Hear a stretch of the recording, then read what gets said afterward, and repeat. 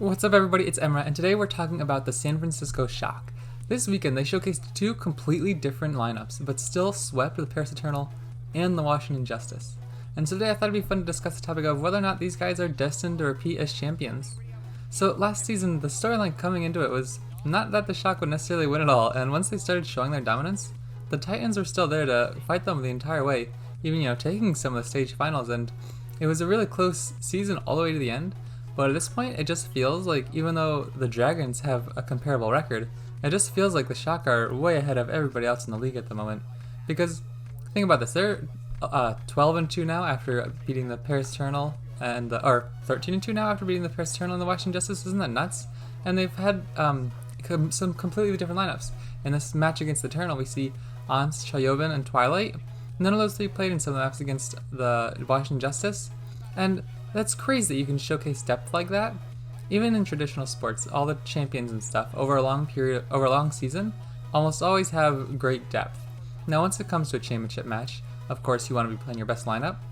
But when it comes to an entire season of Overwatch, with hero pools and everything, you're gonna need a lot of depth because you want to avoid player burnout if everybody needs a rest, anything like that. And just the pure versatility that your lineup can provide, it's insane that these guys can come out and compete like this, whoever they put in the lineup. And this is after Sinatra retired too. So with that said, I think it's important to note that, like I said, in one match, the Shanghai Dragons are still up there, and I think it would be a really, really good match. But as far as the long season goes, I don't think there's any doubt in my mind that the Shock are going to be the best team by the end of the season. And not only does that versatility provide you with flexibility if the hero pools change, if someone's just hero pulls aside, whatever it was, if someone's slumping, you have someone extremely capable to back them up.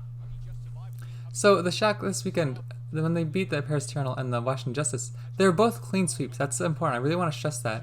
They were both 3-0s, and against the Paris Eternal, who are a good team. We see right now the record was 8-5 in this match, and they had the hyped up duo of Xe and Sparkle coming in. Sparkle just recently made his debut, and Xe was coming back from injury. And so everyone was really hyped to see these guys play. Now, personally, I think so far they've looked best with Soon and Sparkle side by side. But I think it's important that we see that this is a good team they're beating. The Washington Justice, not quite so much. They're still figuring things out after Corey and Stratus have left. But the Paris Eternal are an impressive team, and they've been on a hot streak lately. We've seen lots of step up from their own backups. When now fielders coming and stuff, and FD God once everybody, who was it, Hip and I can't remember the other name. Once they retired, these guys were coming in and they were playing really well. And I do think the Paris Eternal are a team on the rise. I don't think there's too much to read in this loss against the Shock, because I think the Shock are simply just the best team in the league at the moment.